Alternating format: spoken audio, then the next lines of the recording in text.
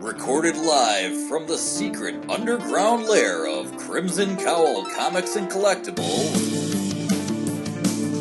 this is the Crimson Cowl Comic Club Podcast.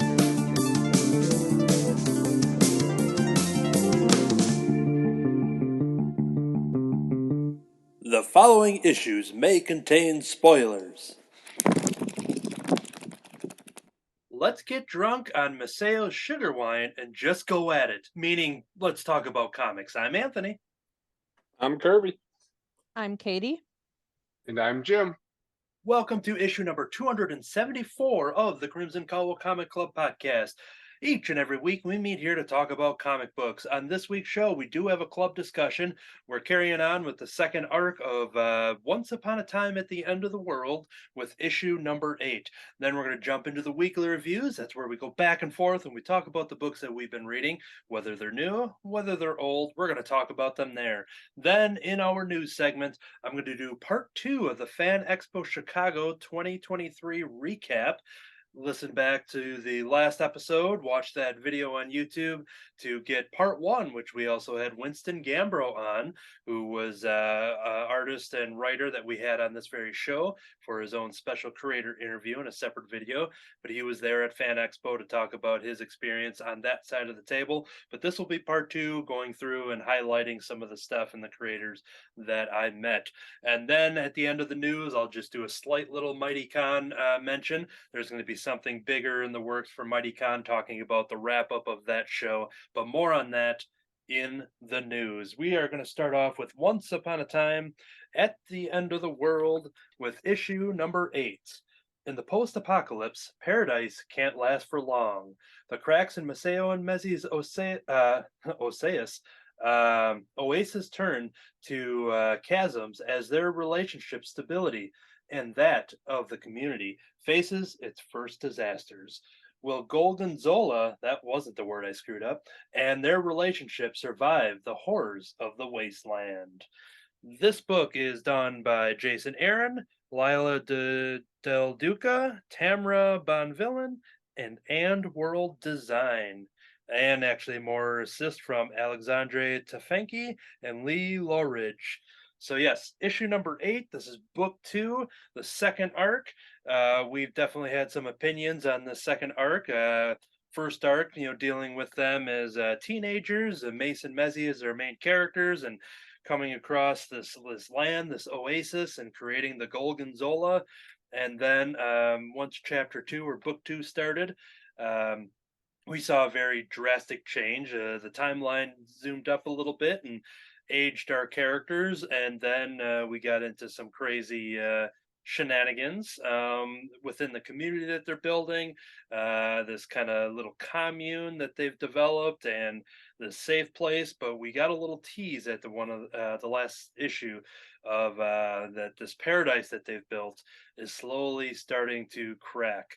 And I see Kirby laughing. I'm not sure what he's laughing at, but I'll just assume it's When you said tease, I instantly thought strip tease. Yeah, we definitely, it wasn't even Yeah. a tease. It was just a full on nothing left to the imagination in those issues. Mhm.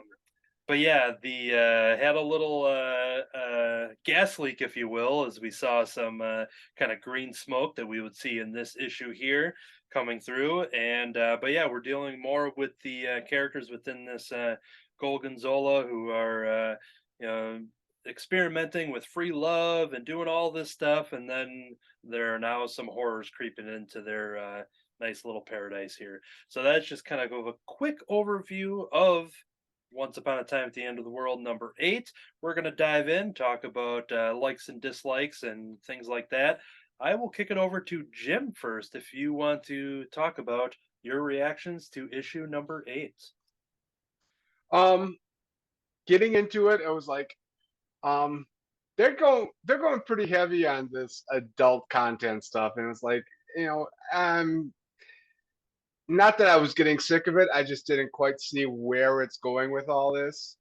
But by the end of it, yeah, I kind of like where it's turning. It's like they're taking the psychological part of what would be this free love situation and how that can be twisted and worked against the people as well, and show some of the problems. First they just showed it as a very open thing that's good for everybody to have. Now they're starting to see problems both from the inside and from the outside on this, which is kind of cool. And I'm still looking forward to see where this goes when we see old man Mace out in the wastelands. We've only got what, 4 issues left, unless they've decided to go past their original run of 12. But Yeah, I'm not sure what we're getting altogether. Yeah, so I don't have the confirmation on that. the last time I looked in the catalog, it still said, I think at that point it was 7 of 12, but Oh, okay. So But- at least one more book, one more arc that we'll be dealing with. We got the teenagers. We're kind of dealing with them, whatever, in their 20s, I'm guessing, and then yeah, so maybe that last one will kind of jump into the far future, which we got the tease for. so, not that I'm opposed to any of the adult content, but it was either not enough just to be adult for adult's sake, or it needs to be a point, and they just started getting to that point in this issue. So, yeah, Yeah, I think turning point in this issue. yeah, we talked about just the drastic change from that last issue of the first arc leading into the beginning of this one, of just how it just felt like a completely different book, just being like, well, this is a whole different thing here. And, we talked about that. But yeah, like Yeah. what Jim said is that while we still have a little bit of that going on, this is starting to, get into the bigger picture and the crumbling of the Gorgonzola. We kind of went from high violence to high sex, and now we're getting that horror back into it again. And good. Let's jump over to Katie. Thoughts on issue number 8? Yeah, unfortunately, I really don't have a lot of positive things to say about this. I did not like this. Trying to keep it from purely offering constructive criticism rather than tearing it down. I felt like the adult content did not serve any purpose that hadn't already been established in the previous few books. I felt like it was just there for God knows what reason. To me, the main meat and the concerning part of the book is what we got to see the least amount, which is, hey, this person who was previously stable is now losing their mind, and this is happening to multiple people. That would have been what I would have liked to have seen. To me, that was the story here, and the intimacy was just a distraction. So I really felt like they did make a mistake with that. I don't understand that stylistic choice. Not trying to attack the artists or anything, or the writers, but I would do it differently. So just as a piece of constructive criticism, it felt a little bit unbelievable that you have somebody like, you have a magical mist thing that is making people go crazy and say things that the Wasteland Rangers used to say, and they're not spending all their time trying to figure that out. I would like, if I want my perfect hippie commune with my sugar wine to keep going on, I would be spending some time figuring that out. Like, you can take like 3 days off from banging everybody in the commune. You'll still be fine. I don't know if there's a word for people who are not asexual. I'm personally very indifferent to the whole idea of sex. Like, I don't get it. So I would not be showing my love for my other commune members in that way. I'd be the one in like the inventing room, or like, hey, you were brought up in the wasteland, so you never learned how to read and write. Let me teach you how to do that. And I feel like the creators did not take into perspective that there are multiple ways to show love and affection and to cultivate a community. I don't think they're trying to be against anyone or like say like, oh, this is how you should live, but I really feel like they could have handled that better. So yeah, I didn't really enjoy it. I really felt like they obfuscated the story.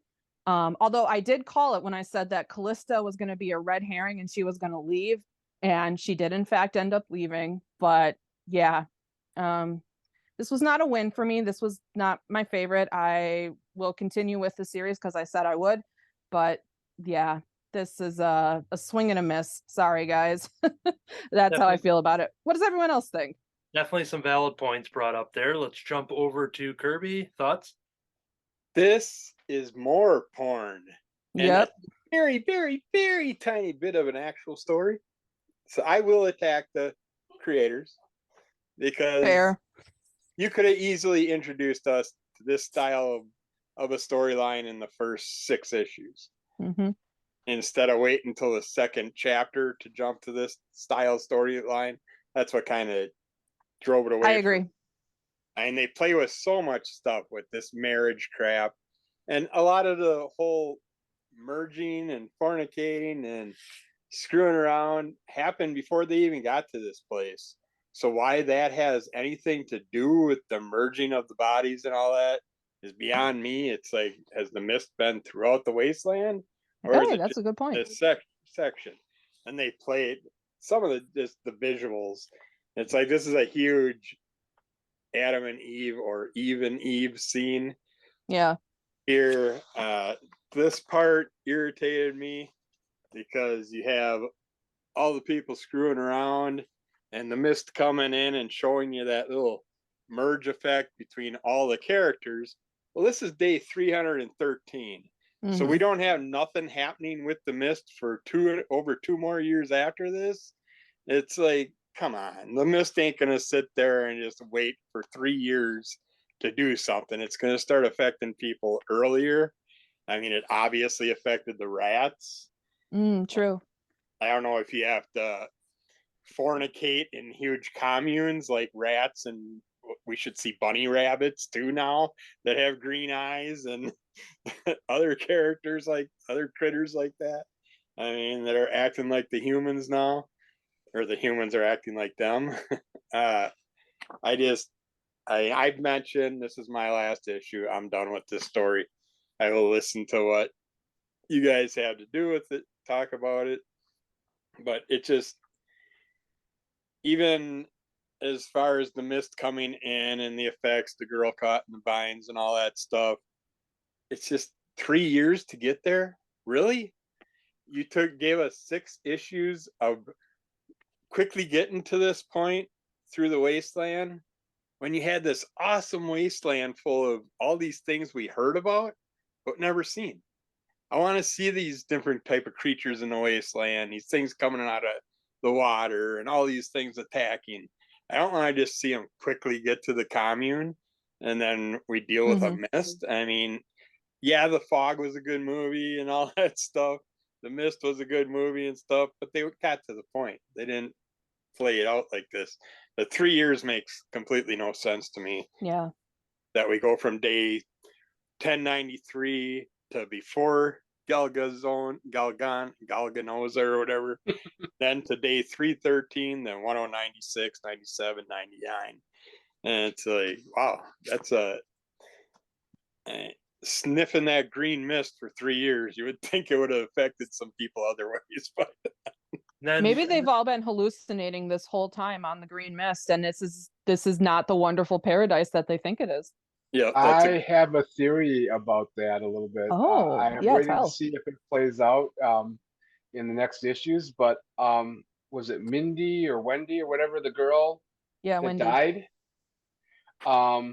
I'm thinking she was not affected and by the mists, yeah, and she that's didn't have why eyes or anything. she was killed.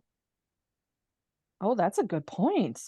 And everybody else either succumbed or the mist, whatever, brought this heightened sexuality, this, free love sensation to everybody. And it was because whatever it was out in the wastelands picked up on Mezzi and Maceo when they were traveling and led them to this place. And they sent out the invitations, and the mist affected them, which led others to adopt the same attitudes because the mists were there.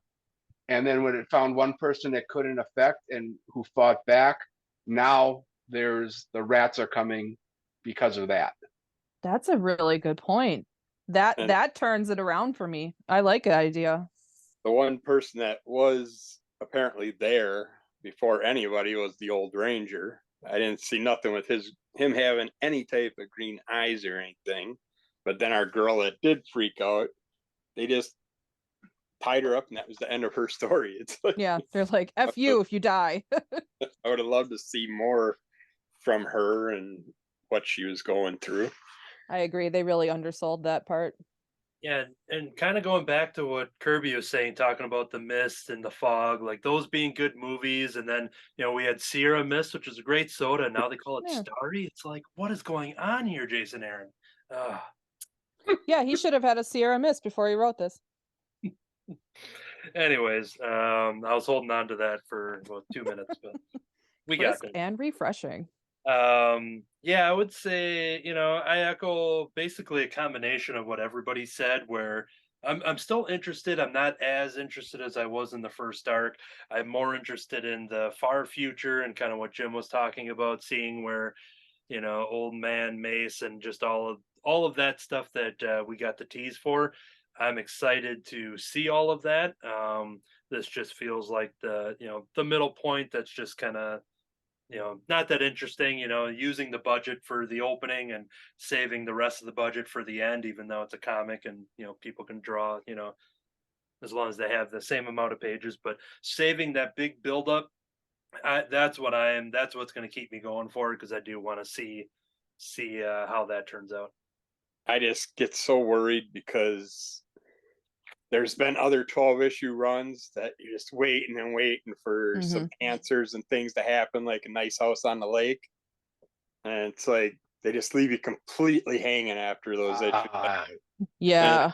And the Yeah. exact Yeah. same here, hoping that they get enough people so they can do another volume. And it's like, I want completion story. That's Yeah. a good point. At the start of the series, I think I could have very much well been like, hey, I'll read this as long as The Walking Dead. Like, I was really into that world. But after reading now with this, I'm very happy that it has the 12 issues ahead. And hopefully it can give that closure, even if they do end up going on for more, that, hopefully they do enough for this initial volume of it. But time will tell. I think the current point they're at, they dragged a little bit. They dragged like an issue too long in the current point. Yep. And they needed, now Yeah. they're starting to turn the corner to get back to the main storyline, I think. Yeah, That's a good point. Yeah, when you see some of the imagery of our fallen character and all that kind of stuff, bringing back the horror into it is, we're getting there. So This is not a critique, but I cannot pronounce the name for the life of me. So in my head, it's Gorgonzola. Me too. I know it's supposedly biblical, but I don't remember it. I remember Gamora, but not our Gamora. So yeah, it's Gorgonzola in my head. and I just think of cheese, that Yep. I'm always thinking of cheese. So Yeah, that's true. Cheese is supreme. So yeah, that's that. I think this is at least a good experiment with this book, getting seeing a lot of excitement for that first stuff, and then getting a lot of mixed opinions here. I think that's good for the conversation of it all. So yeah, that we'll see what happens. We'll trek along. This is where we're gonna leave Kirby out in the wasteland for a little bit, and we'll see if we can bring him back in based on what we're talking about, what's happening on the inside. We'll see. Time will tell. Come back for issue 12 anyway, huh? Well, he has the bonus of us buying it and talking about it, and then he can decide if he wants to get them or not. So, but yeah, good. So yeah, that is going to do it for that issue. We'll of course talk about issue number 9 and upcoming releases. If we have multiple releases, which I know we've got a couple that are out at the moment, but we're going to just try to stagger them to just do one per episode rather than even if 2 or 3 happen in the same week. So we will space them out based on the availability of our readers checking them out. But Marvel Unleashed number 1, it's currently out. Then we have Marvel Age 1000, which I think just came out. Mine's still waiting in the mail. Alligator Loki number 1, the It's Jeff follow-up. I think it's the Jeff verse. I forgot to put the subtitle on here. We have the one shot from My Little Pony, Black, White, and Blue. So all of those issues are coming up. We'll be doing some previews episodes in the next 2 weeks, and that's what we'll decide on some other future club discussions if available. All right. That is going to do it then for the club discussion. Let's move on to the weekly reviews. Welcome to the weekly reviews. My first one is Jetta #1. This is from 2020. Welcome to our exciting Jetta one shot. From creator Dan DeCarlo, Jetta Ray is the typical teenage girl from the future, with new art and stories by Andrew Pipoy, Fernando Ruiz, and Dan Parent. We see a new imagining of our lovely Jetta, and we also feature an original Dan DeCarlo story from over 60 years ago, scanned from the original art. So sit back, relax, and enjoy the adventures of Jetta, teen queen from the future, and look for more Jetta in the future from your friends here at Astro Comics.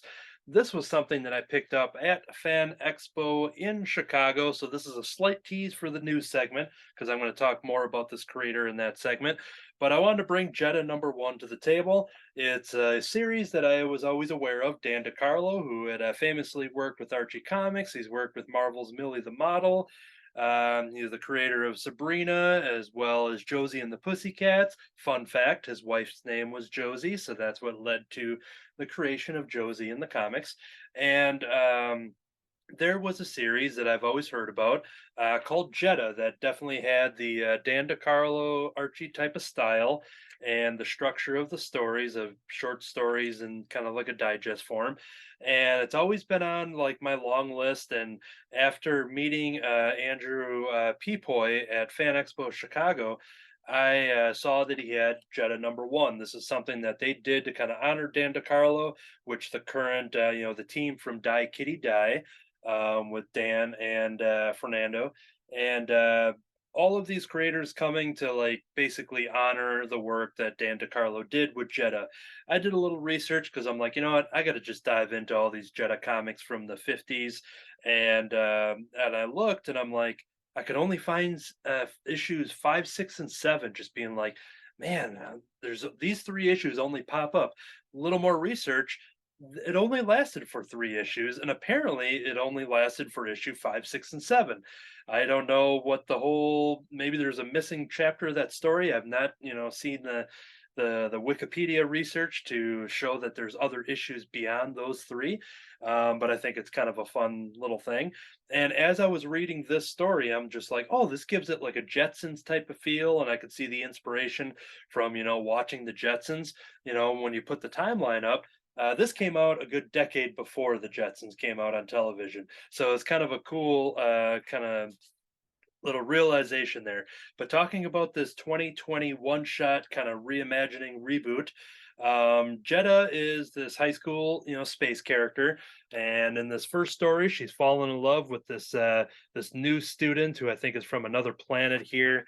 Talking about this guy coming in, just being like, "Oh, I got to get a date with him," and so you have all of your, lovey Archie romance style stuff that's happening, except now it's in space. And this whole story is pretty funny because our new student here is he's Omnian. We are superior beings. I am able to read your mind using simple telepathy. So this is our character here, and the whole idea of this first short story is that he sees everything that's coming. That he knew that he's going to go on a date with this girl that's fallen in love with him. He knows what's going to happen when they go to get the popcorn and everything that's going to happen at the movie during the date. He saw coming, and she's kind of shocked when she realizes, like, well, you knew this already? Like, oh yes, and I knew this was going to lead to that and this and that. And it kind of maybe changes her opinion on her thoughts on this boy that she was instantly attracted to. That was one of the stories. We do have another one where it actually takes place on the beach. This one feels more like an Earth type of tale, but there are some space supernatural stuff going on when there's basically a black hole that opens up during a big beach party. So that was a lot of fun. Just like I said, it was a classic setup. until some real crazy sci-fi stuff starts happening here, with all of the things resulting from that black hole. And yeah, so the other bonus about this is that it did include a story from Dan DeCarlo's original scanned art. So you see it in black and white. You see all the, the rough pencils, and you see some of the notes on the top of the paper and everything like that. It was such a cool way to experience this for the first time. And I believe there are collections out there. I'm assuming out of print, but you can get them for, it looks like, anywhere around 40 or $50 for a collection of the 3 issues. Might have some gallery, art gallery and stuff like that. I don't know, but I definitely want to get it because I do love Dan DeCarlo and his work, and I've got some of his art books, and definitely need to catch up with the game here with Jetta. But this was a nice one shot, picking it up from Andrew Pepoy's booth at Fan Expo Chicago, which I will talk about more in the news segment, talking about him. So yeah, that was Jetta #1 from 2020. Jump over to Kirby. Yeah, when you said that you had to go get all those issues and stuff, I'm like, I've never heard of Jetta, and I go through tons of Archie and Harvey stuff. So. Yeah. All right, I checked out Blade #1, the new volume that we got out. This starts out like the first Blade movie, and you're basically got a bunch of people partying, getting together. All of a sudden, someone goes up, chains the doors shut, and they get locked in. Everybody's locked in the place, and of course, vampires start whipping their teeth out, getting all excited, all bloodthirsty, and get ready to have themselves a little party. We have a gal that's kind of keeps popping up in all the pictures. She was sitting by herself at a table, and then a car comes crashing through with headlights blaring, and apparently they're special headlights, and the vampires start turning to mist and evaporating away, and we find out that Blade's behind the wheel, and he comes in and does what he does best, and then tells the girl to hide under the table until he's done, and he takes her with him, and he wants to find out more what she's all about, and come to find that she's part of something. She's got some type of physical power that everybody wants. She got a text saying, if you want to be safe, come to this place. That's how she wound up where she was. Apparently some vampire must have texted her and got her in there, and they had a plan to do something with her, but then Blade jumped in and disrupted that, and we had another character appear that attacked her and kept going after her, not speaking English, speaking in these mystic rants type thing, te on a dog, alakale, ante, just going on, and he keeps pulling out the swords, and these swords just start lighting up in flames as he's chanting this stuff.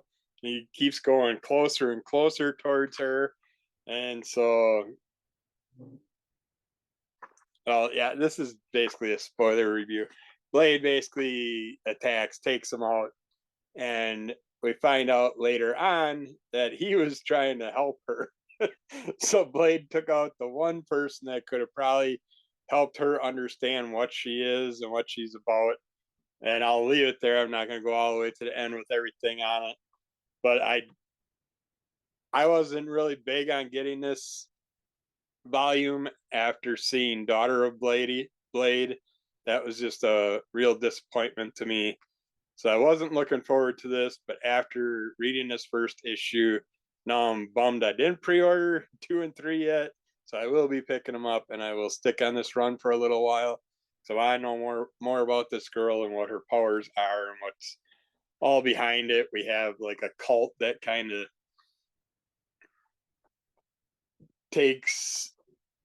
captures Blade at one point and tortures him and does some stuff. And we learn some things through that cult.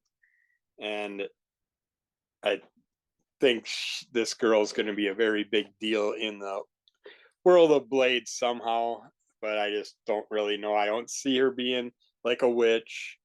I feel this is deeper than that, different type of being, but I think we also are touching on the werewolves and stuff, the other mythical creatures that get touched on a little bit in this book, and we get to see some of the heads of their clans talk about some things. And so, yeah, I'm looking forward to where this goes and who she ends up being. I had to ask the wife, I'm like, is Blade's name Aaron? I can't remember his last name in here. When they mentioned his real name in here, I'm like, that's not Blade. That he doesn't have that stupid name. That just doesn't fit for his character. But yeah, I guess it is the right name. So it's like when I hear Eric, I think Eric Draven for the Crow, stuff like that. But yeah. So for a minute there, until I talked to the wife, I thought, well, maybe they just are doing like a multiverse Blade here. We're going with a different version of the Blade character. But yeah, I like what they did with it. A lot better than Daughter of Blade. So I will stick with this run for at least 6 issues and see what's up with it. Now, if it would have been called Blade, Father of Daughter of Blade, would you have picked it up? If I didn't check out the first Daughter of Blade, yes. But if it was after I checked out the first Daughter of Blade, no. That story was too weird to me, and it just didn't fit in the timeline. Fair enough. All right, let's jump over to Jim. All right, I've got a book that I've actually had on my pile for quite a while. Ordered it quite a while ago, and then I finally got it, and then it finally sat there for probably a couple months before I finally got around to reading it. Mostly because it was out of continuity and it wasn't going to affect anything with the other stories I was doing, so didn't have to, no rush. But it is Batman Wayne Family Adventures. It is a trade paperback of a Webtoons series. And I didn't know they were ever doing that, but it was kind of cool. So it's written by CRC Payne, art by Starbite, and inks by Starbite, storyboards by Maria Lee, and lettering by Kilamal Sabal. And what I really enjoyed about this book is it is not a big ongoing crime adventure. It is all the characters that make up, pretty much all the characters that make up the Batman family in pretty much current continuity timeline. Maybe going back just a few years. It opens up with Duke Thomas, the character who plays the one who plays the character Signal, moving into the Wayne Manor. Now, in the regular continuity, that's not something that Duke ever did. He never actually moved in with Bruce. But so it's actually, changes things a little bit that way. But it has all these young people always hanging around the manor and always training together and, helping each other out in their civilian life, in their crime fighting life, and just it's about the relationship between them. And we see Barbara Gordon is still in her wheelchair, and she is Oracle rather than Batgirl. We have all the Robins, and they're all there. Jason's even hanging around and being a fairly nice guy most of the time. Damian is not as much of a jerk as he's often been. Stephanie is a very relatable young lady. Cassandra Cain actually has a personality rather than just being Orphan, the silent one who just, while she is a nice girl, she just actually, shows some personality in this book as well. So it's just a fun story. And I think there's 25 stories in this book, and they're all like 8-9 pages long. So a story, just a few minutes to read, nothing really deep to get into. But if, like me, you enjoy the Bat family, the Bat characters, this was a fun thing to have around and pick up every once in a while and read a story or two. I have to say, when I saw it in the big catalog, and the place I was ordering comics from, they never listed it. So I ended up having to go and pre-order it from Amazon. So I don't know if it's because it's a Webtoons book rather than coming directly from DC that's the issue. But maybe you'll have trouble finding it in a comic book shop, but Amazon does have it. Yeah, that was the one thing I was curious about with seeing that, DC with being in Webtoons. Yeah, I'd never even heard of that before. So maybe that was one reason why it wasn't part of the normal previews and such. But it has all the DC, like the publisher and everything on the second page of the credits. So DC has participated in putting this out anyway. So Okay. All right. The next book on my list here is something I went back and forth on whether I was getting. Then I saw this cool cover with Batman and Catwoman. Yes, I am talking about none other than Gnort's Swimsuit Edition, issue number 1. Assuming it's pronounced Gnort, that's what we're going to go with here. So yeah, you may know Gnort as the bumbling Green Lantern who protects Space Sector 68. Then again, you may not know Gnort at all, which is where I fell into. Whatever the case, get ready to see him in his newest role as host and proprietor of this very special Swimsuit Edition comic. Join our favorite fuzzball as he showcases some of our best swimsuit covers and our most swimtacular stories, from the Flash in a Speed Force Speedo to Batman in a Bat Thing suit. This may very well be one special one shot is a summer fun from bikini top to bikini bottom, also connecting some of the steamiest swimsuit covers from DC's best talent all in one place for the very first time. So yeah, I remember us talking about this in the previews. I was debating on whether or not I was getting it. I decided against it, and then I saw it on the shelves, and I saw that cover, and then I flipped through it. So what this is here, the weird part is that the whole Gnort of it all really has not much to do about it. They're talking about how Gnort's going to be part of this, this pinup special, and he's being interviewed, and I think he's late to the interview, and so there is some prose text in the middle of this book, kind of talking about the interview and everything, but ultimately, this is just collecting some short stories and a lot of the covers that we would have seen as variant covers, which there were a couple that I got naturally through the series I was reading, like Wonder Woman number 800 had, or it was 801, one of the two, that had Mike and Laura all read Wonder Woman cover, and I think that's actually right here from issue number 800. So things that I'd picked up just naturally through the variant covers, they're actually all presented here. So that's kind of a cool thing. It's a nice collection of that. Two different stories in here, focusing on the women of the DC universe that are basically hanging out on a beach that used to be part of the Penguin's land. This was taken from him, and it's been kind of revamped, and they kind of developed this beach into making it an actual nice beach to attend. But what they found out is that Penguin is still lurking about. He's still maybe a little bitter that this land was taken away from him, and he's out there in his summer wear as he's going through the water, and he's got some evil cobbleplot. I don't know. I thought about it, but Eric's not here. I should have just saved that for his next availability.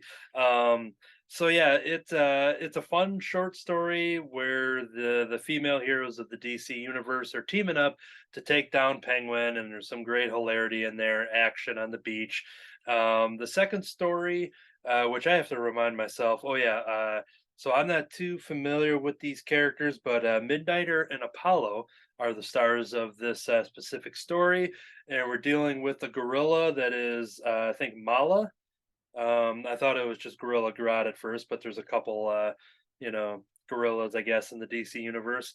But this is just a short story with Midnight and Apollo just basically trying to enjoy their day together, but it's interrupted with this gorilla attack, and everybody is basically trying to find love in this issue, and that's kind of the overall theme of this second story. But yeah, the meat of the content is all of your sexy pinups from all sorts of characters here. All once again, these are all our variant covers. Here's a fun Harley Quinn one with her chilling in the inner tube, and in the shark infested waters. Doesn't give any hint that it's king shark, but it's just a shark. And then it does have a pinup pullout poster, which maybe this is a selling point, so I will show it. It's not like it's a spoiler for a story, and it's not too sexy for YouTube. I was just kind of debating if this would get people to go get it. Maybe I'll just show it. But we have this fold out poster, which I was pretty much assuming it was going to be Gnort, and then it didn't end up being Gnort. There's one little moment with him in this book, which I'll save, I guess, for people to check out.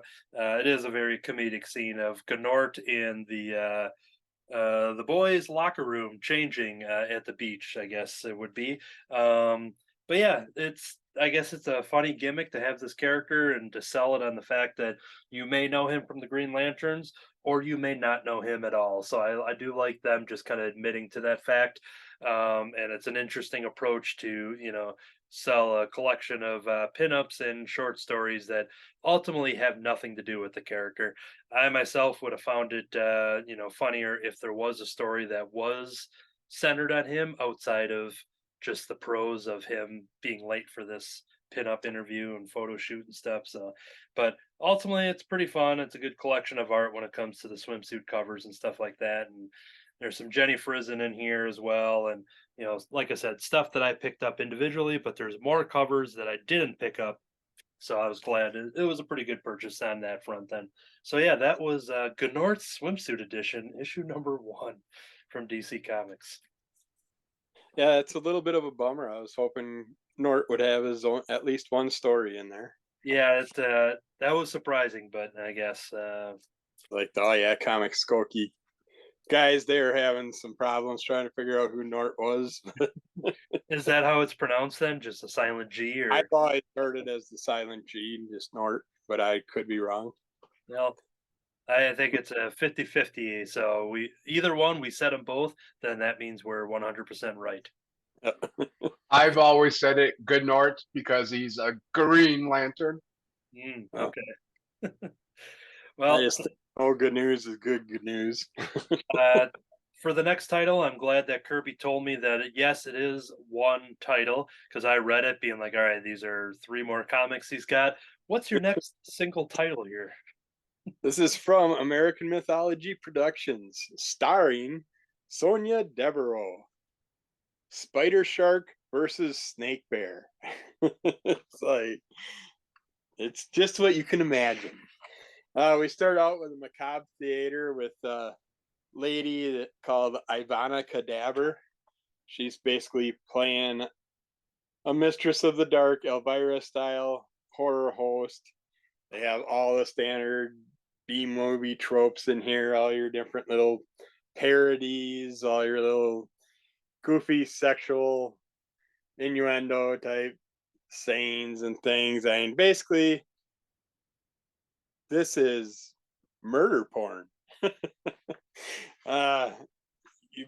We have our Sonya Devereaux character. She's sitting down with our movie host, and they're gonna sit down and watch her latest movie, which is Spider Shark versus Snake Bear.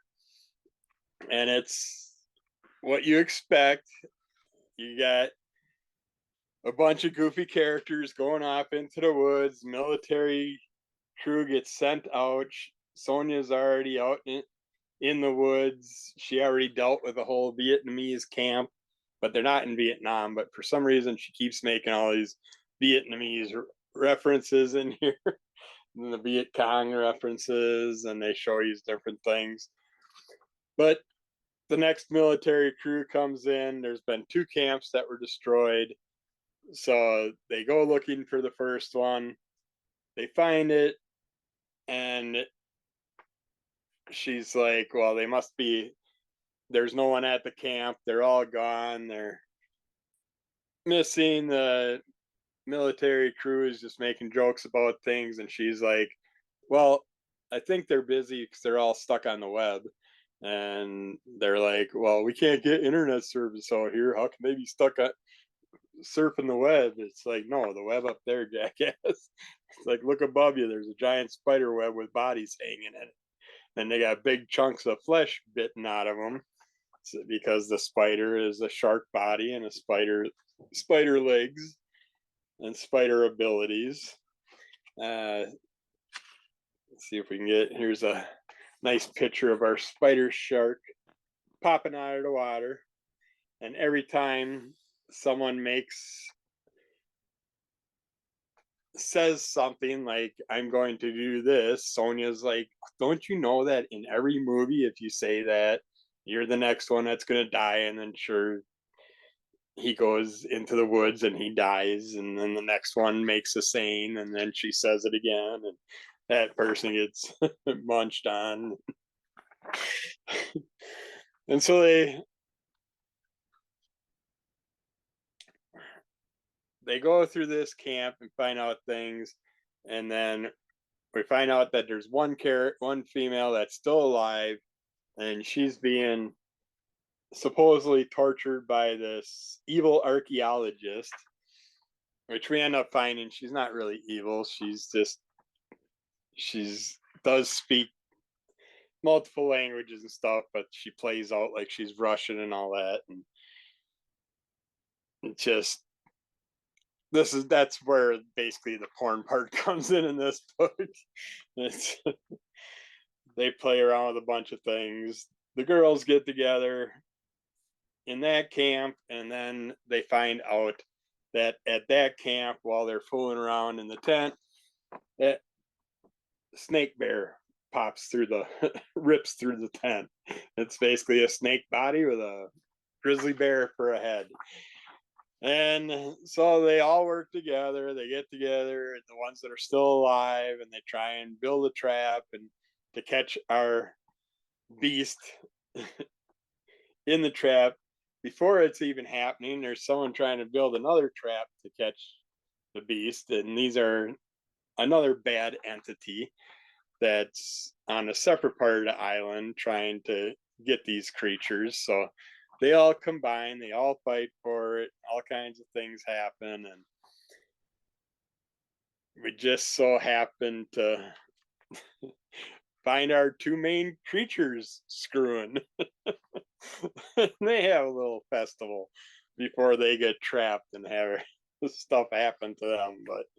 But yeah, I'm not gonna go beyond that. If it's something that catches your ear, definitely check it out. If you're a fan of Cocaine Bear, if you like any of the sci-fi crossovers, Tarantula Shark, and yep, all those different goofy ones, you'll love this. I enjoyed it. It was fun. She's got, when I found out about her, they had, I think, 4 or 5 other books of hers. And I'm like, well, I'm just going to check out one. So I picked out the weirdest one, and I'm glad I did. I don't know if I'll go back to the other ones. I do want to, this one does talk about one of the other ones that it's going to link into. Yeah, I can't, I'd have to read a bunch of it to figure out which one it was. But yeah, if you come across any Sonya Devereaux titles, you'll be able to figure it out once you read them. Because I think this one and one other was a one shot, and then the other comics were like a 2 or 3 issue run that she had. But yeah, it's a character I never heard about. Just goofy, crossing over with. You're basically getting to see her movies that she acts in, and then crossing over with these goofy characters and everything. So yeah, it was fun. Excellent. Kirby, Yeah. is this any relation to the TV show?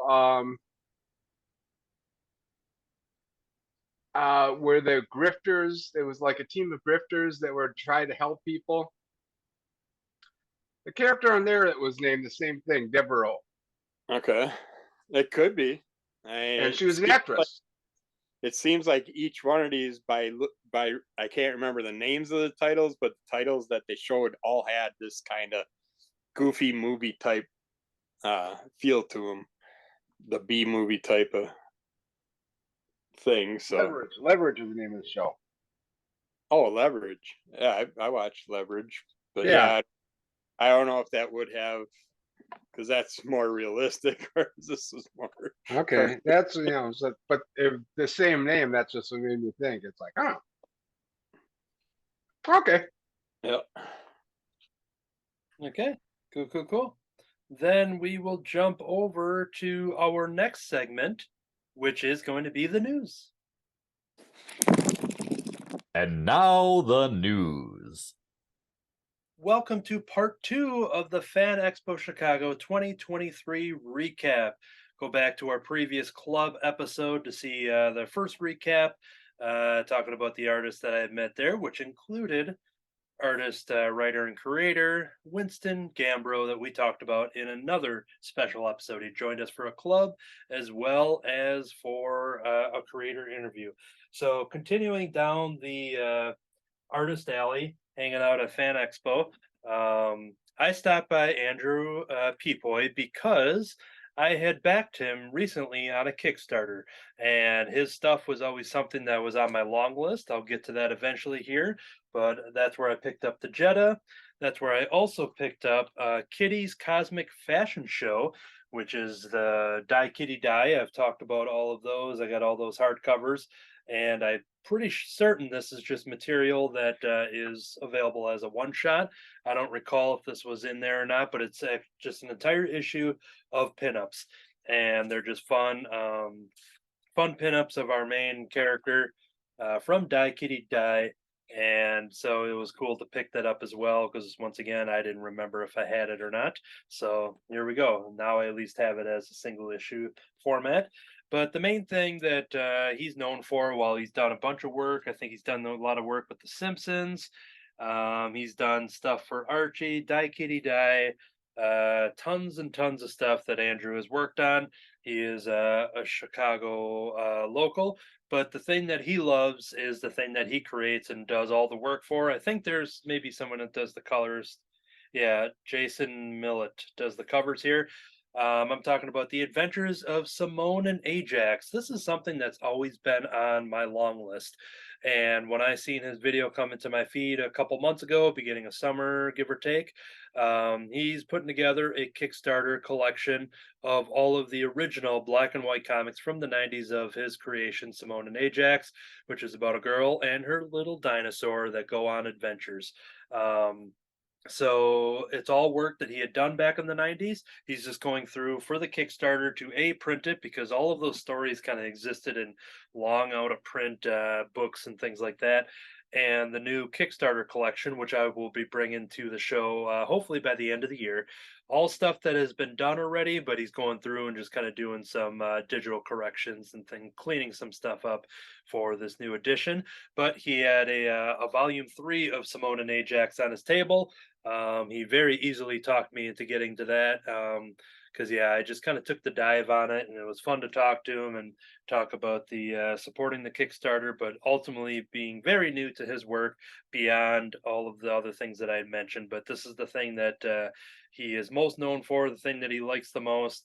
I have not read this yet, but just looks like fun. Just picked up a random page here. I haven't looked at this yet, but Ajax the dinosaur just wearing this tall cowboy hat in this one shot here. And so yeah, this is definitely some stuff that is just looks adorable and fun. And just on the back here, if Katie can see it, there's some pirate action going on here, and Very cool. both aboard a pirate ship. So Nice. I honestly I've never read any of this, but I've doubled down now. I did with the big volume 1, and so I'm just gonna hold off.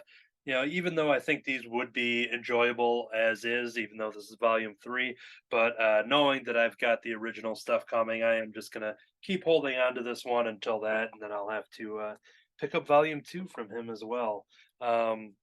So yeah, it was cool to meet Andrew in person because just being like, "Hey, I backed your Kickstarter, and it's the first time I'm meeting you." So that is him. You can visit his website, www.peepoy.com. That's PEPOY.com.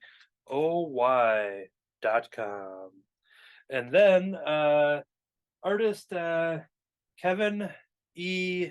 Maynard or Minert. Maynard sounds good, but Kevin Maynard here. I saw a selection of prints, and here's his card up here with his information. This one's going to be a little gory, considering the context of the characters. You wouldn't normally see these characters presented in this way. So this will be a reveal, obviously for the video audience. They'll see this here. So once again, there's a gore warning for simple loved cartoon characters. But he has this print. It's a very shiny one. So let me get this here. But we got a Charlie Brown here that's looking a little zombified and banged up and bloody. And but the image gets worse as far as the life expectancy of our favorite little dog here from Peanuts. So yeah, this is a pretty gruesome image, but it's an awesome art piece as itself, and it was something that I was immediately drawn to when I saw it, being like, yeah, I probably got to pick that up. So nice, real glossy, awesome print there from Kevin Maynard, I believe. And if I remember, because I'll make myself a note here as I talk so I can put it in the YouTube version. But I was talking about the creature from the Black Lagoon, which I'm teasing. That's going to be in my final Fan Expo recap because I got a lot of creature related stuff. And so I'm saving all that for maybe next week or maybe the week after, depending on how many weeks I need here. Um, but I'll do a little tease in the YouTube version because he had some Universal Monsters tattoos on his legs. So when I was talking about it, he didn't have any creature related stuff to sell me. But then he goes, "Oh, hey, I've got a creature tattoo, and actually all of the Universal Monsters." And I'm like, "Oh, wow!" And I asked if I could take a picture of it, and I'm making myself a note so that the viewers at home are seeing it right now. So our club members that are present, this gets you to subscribe to our channel and watch our own episode if you don't normally watch it. Now you got to see all of this gorgeous work. I took a couple pictures of his tattoos, and I'm just making myself a note so that this is actually being seen as I talk about it, because it's very easy for me to not go back and remember that little detail. But Kevin was pretty cool and had the awesome art and bonus tattoos that I got to take a picture of. So that was super fun. And I got to find a nice place to put this real quick before it gets buried. Okay, so that was Kevin E.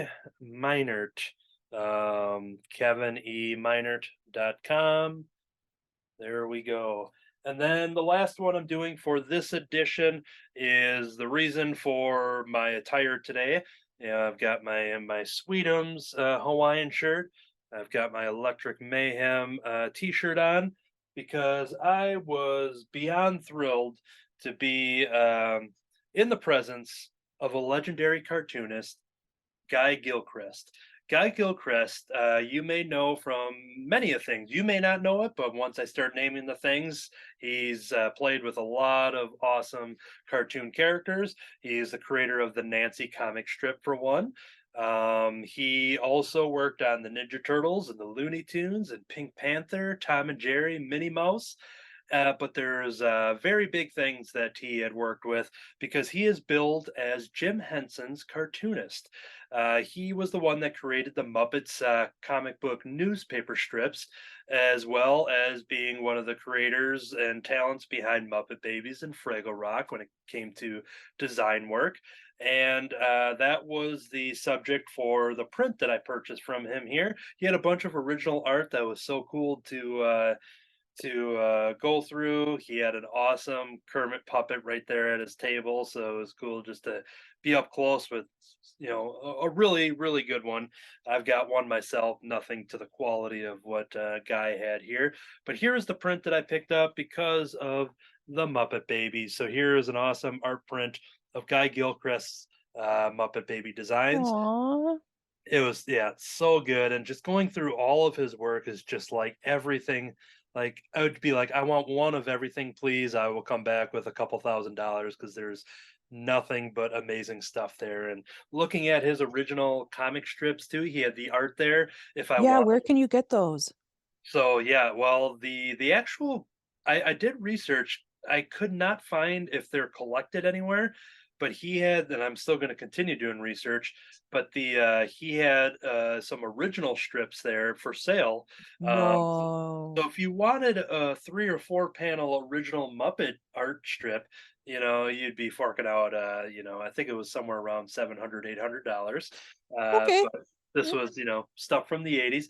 As far as Yeah. the actual collection of the comic strips, that's something that I'm still doing research on to see if it's collected anywhere. Uh, Yes. and one thing that was cool is that he started the conversation with me. So I was kind of browsing his table. There's some people in front of me.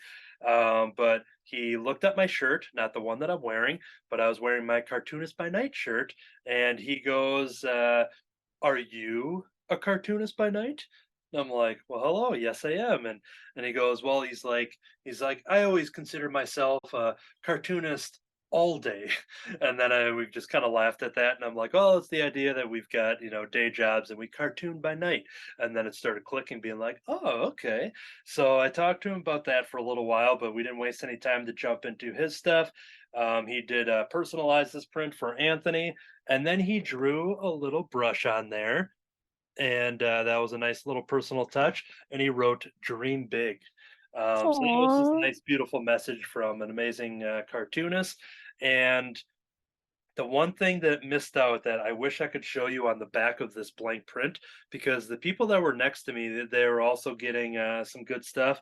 We were all kind of collected hearing a story that he was going to tell, and he was talking about the creation of the Muppet Babies. And unfortunately, Animal's not on this one here because it was the description of how he designed Animal, realizing like, okay, we're making Muppet Babies, we're making a cartoon, we're making them young, we're making, they have to appeal to young children. And if you have the animal character, it didn't really work with him with drawing Animal, kind of making him scary and everything like that. And on the back of the other people that were next to me, unfortunately, it wasn't on my print, but he turned over their print and he started drawing and giving us the example of how he developed Animal, and talking about, changing up the teeth and deciding, what kind of fangs he was going to give him, and just trying to find that happy medium to make it, not scary for children considering the context of the Muppet Babies. And he goes, once he realized, and he started drawing it, to draw the bonnet on baby Animal. And he goes, that was the right ingredient to kind of balance it out and make that design adorable. And that's what it ended up being. And it was so cool to kind of see that live right in front of me. And then the unfortunate thing was just like, oh, he's drawing it on their print and not mine. I'm like, dang it. Because that would have been something, if you would get like a remark from him or something, like that probably costs like $100 or something, and rightfully so. He's amazing. This just happened to be something that happened right there in the moment because both of us were buying Muppet Baby prints. But I did get the original drawing of a brush on there, so I'll count that. It's an original art right there. But yeah, it was so cool just to be in that moment and see him just kind of tell that story. Definitely one that he's told many a times, and it was so wonderful. Then the other story that he told us was talking about just being basically handpicked to do the Muppets comic strip, and just kind of being in the presence of some greatness. He talked about being, I think it was in New York City, and being at a dinner and being invited, that he was, with Jim Henson. He was with another familiar cartoonist name of Mort Walker, who is known for Beetle Bailey. And then there's this other guy that I don't know if anybody's ever heard of him. Is it Charles Schultz, maybe? I don't know if that name rings a bell to anybody. But here, guy was talking to him. Maybe he was in his late teens, early 20s. That's just me kind of guessing on the time frame of it all. Like that he was at a dinner with these guys, and they all like requested that he had to be there too. And it was just like being in the presence of Guy Gilchrist, like who is amazing in itself, and then for him to have that connection. And so I felt that where I'm just like, man, I'm talking to someone who has literally had dinner with all of these greats, some very top favorite of mine, especially with Jim Henson. And I love Beetle Mm. Bailey, and then of course with Peanuts. So all of that stuff. It was just kind of cool to be with him. Got an awesome picture with him, and I'll throw that up on the image here too. But yeah, he was super cool, and it was just such an awesome experience. And it, Aw. that was just like that was a he said dream big. Well, I dreamed pretty big by stopping at his booth at Fan Expo in Chicago. Aw. That's so nice. Guy Gilchrist is amazing, so highly recommend checking out his stuff on Instagram. I'm not sure if he does stuff elsewhere, but he does a bunch of cool. He has a lot of cool pictures. He does a lot of cool videos. He does have a YouTube channel, I believe, too. So yeah, there's a lot of cool stuff that kind of just he's awesome. So that was definitely a highlight of the Fan Expo Chicago. I will probably have one. I think I'll have one more recap, which will be next week, because that is going to dive into all of the creature from the Black Lagoon related stuff that I picked up, including an original commission that I saw drawn before my eyes. And I got some funny posters and little pins and a bunch of creature related stuff. So I'm going to save that for the next episode to finalize the Fan Expo 2023 recap.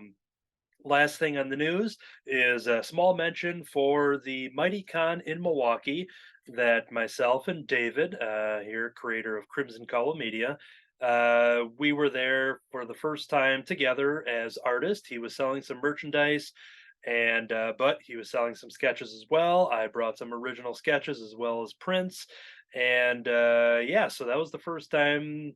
He's done the whole con scene, being a vendor. He's done that with Crimson Call with him and Kurt a couple times, but it was cool to kind of both be there at the same time as we were selling art.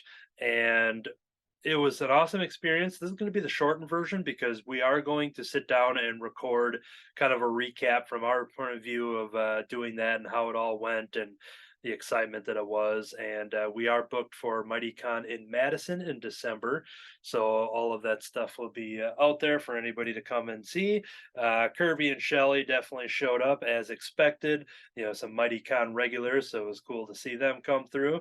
And I think what we'll have to do too is we're for the MightyCon video, we're planning to have me and David and then do separate interviews where we're going to bring on a couple of my artist friends that I've talked about. Yasmin from Forged in Gold. We're going to definitely reach out to her. And Amy Rigetti, I think is maybe. Kirby coincidentally showed up a creature print at from her art. But and Greg Schmidt. Those are going to be artists that I'm going to reach out to see if they want to jump in for a quick little thing and just kind of do a big like MightyCon recap thing. So I'll talk about the details there. It'll be a separate upload. I did want to show off that it was the debut of the Crimson Cowl bookmarks. I designed this side here. It is the Crimson Cowl Comic Club, which has a cool comic box, which I did little nods to. Let me just get this. Here we go.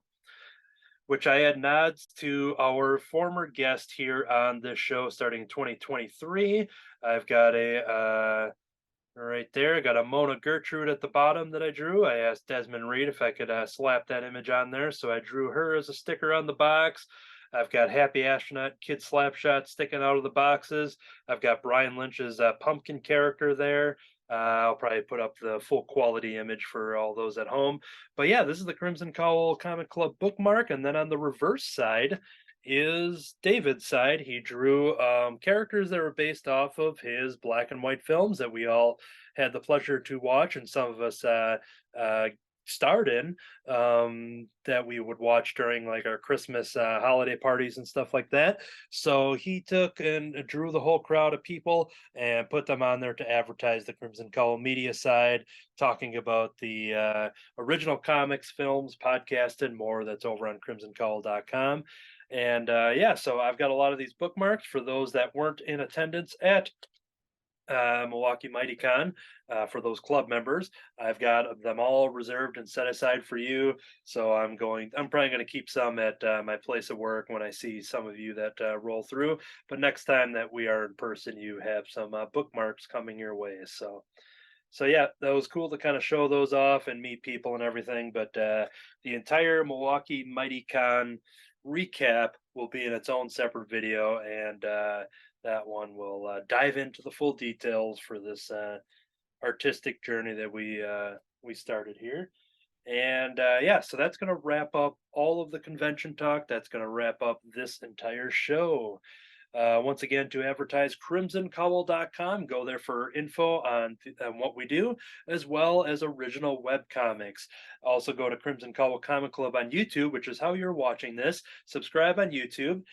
We just recently finished recording all of our videos. There's like a dozen videos, maybe, of the Hellboy podcast that we did exclusively on YouTube. So I'm actually going through. We have, I think, 2 or 3 episodes that are up on the channel now. I'm going through and starting to get the other episodes processed and ready to start uploading. And we can kind of do kind of a re-release those on a weekly schedule now that we have them all recorded. Myself, Kirby, and Damon. We haven't seen Damon much on the regular club, so if you need your Damon fix, you got to check out those Hellboy videos, because we hang out and we go through the deluxe library editions, all 7 of them, or what Damon, maybe a little spoiler, all 6 of them, according to Damon. Um, but yeah, check those out. We like I said, there's should be 3 of them up there now, but we are going to start rolling the rest of them out. We did 2 videos per book, except for the last book. Then we did one giant video to kind of recap the entire experience of going over all of the original Hellboy comics. So that's exclusively on YouTube. There's no audio version of that. Speaking of audio, subscribe to us on iTunes, rate and review. There is a delay on the audio at the moment. Part of it is to help emphasize the fun that we have here in the video version, but also because my browsers don't accept our host anymore, and I would need to go to another computer, another location to upload the audio, but then I can go back to my house and actually publish the episode. Basically, it's not allowing me to upload it from my house, but I can do everything else except upload it. So there's a couple of them that are backlogged at the moment, but we do stress to check out the YouTube video, which is how you're watching this now. And if you hear the audio of this later, it'll be much delayed. But check out iTunes and YouTube for our show. Instagram, which is The Crimson Cowl, all one word on Instagram, and Crimson Cowl Comic Club at yahoo.com if you want to reach out to us. Kirby has a spin-off podcast called Under the Cowl of MS. Do you want to give our viewers, our fans here, a quick kind of recap of what's happening over at Under the Cowl of MS? Right now, I got a bunch of videos going up, almost one a day at the moment. I got I think 5 of them banked in the back in the computer, just waiting to get put up. We got Milwaukee Mighty Con stuff. We got some unpacking, some really fun unpacking from people that have been on this show itself. So you'll get to see some of Winston's stuff and everything. So check that out. You'll find out some items that they have that you might want to go and pick up now. And then, of course, the comic book reviews, previews, and we're working on the current previews at the moment. So, yeah, lots of stuff. I hope to have at least a video a day for the next probably 2 weeks. So, check it out at Under the Cowl of MS. Cool. I have art accounts at Anthony Laatsch on both Facebook and Instagram. That's LAATSCH. So check those out to see what I have been drawing. I recently wrapped up, as well as Kirby, we wrapped up our Archie Art Challenge for the month of August. So definitely go to our accounts to see what we had posted there. I made a quick little slideshow video. I did a 5-minute video, and then I have another one. It's like a 1-minute version just showing off the art. I think I'm going to put that 1-minute version at the end of the show here, so you can kind of see a slideshow of the art that I've been doing over there. And it looks like Kirby maybe is going to get a couple examples as we, yep, he's got a couple examples there of, there's this Ice Cream Man inspired one there. That was awesome. But yeah, so go to our accounts. You can see that in our video, our name descriptions right here, and see everything that we have been doing. So once again, my account's Anthony Laatsch on Facebook and Instagram, and then I'm the host of Cartoonist by Night. Check that out, Cartoonist by Night on YouTube to check out. Four creative friends hanging out and drawing. We had recently released an entire episode about Jack Kirby to celebrate his 106th birthday. What would have been his 106th birthday, but we celebrate, draw, and talk about Jack, and that was a lot of fun. We recently recorded a kind of a random episode with all four of us. In which I do talk about the Mighty Con stuff a little bit there. That one needs to be edited yet, but lots of fun stuff happening over at Cartoonist by Night, and everything else we just talked about. That is going to do it, because that was a lot of stuff to advertise. But Crimson Cowl Media, there's a lot of fun stuff happening, so we got to make sure you're checking it out. That is going to do it for this episode. Stay tuned for future episodes as we jump into more club discussions, jumping into the previews for the September catalogs and beyond in our next episode. And I should mention this, as we're doing a special bonus Monday recording. So it'll be released as soon as I can get it edited. But we're going to have Steve Urena, who is the creator. If I'm going to move this over here. Hey, look at that. Creator of Slow Pokes and Zombie Date Night. And the one that I have to slowly say, it's like Ex Machina, but it's Ex Machina. We'll find out, from him on how Pretty you. sure. I thought you were right the first time. Yeah, it's because Ex Machina is the thing that exists, but then it's Xmas, so it's Ex Machina maybe rather than Machina. Whatever. That's going to be one of the biggest questions we're going to first ask Steve when we go through that. So yeah, we're going to sit down with Steve. We've been talking about him for a couple years now, and he has a brand new Kickstarter that is out there, and it is it's got a I got to remember the exact title of it, which I don't remember at the moment. Rather than editing in, I'm just going to get that right here live on the show, so that I don't have to put in a weird. Here we go. So it is a Kickstarter. Foul Mouth is the book. I just recently watched a interview with him and talking about the possibility of alternate titles and such. So I wanted to make sure I was saying the right one. So Foul Mouth is his book that's on Kickstarter. But yet we're going to have a special interview with him. He's been talked about. Now he's finally going to be here on this show. So that is going to happen. That is going to do it. I'm done talking. This whole time, I've been in the wasteland with cackling rats. I've been taking a blade to fight spiders, sharks, snakes, and bears. Oh my. I've been babysitting the Muppet Babies. Does Batman look broodier than usual today? To be continued. Yes, Nanny.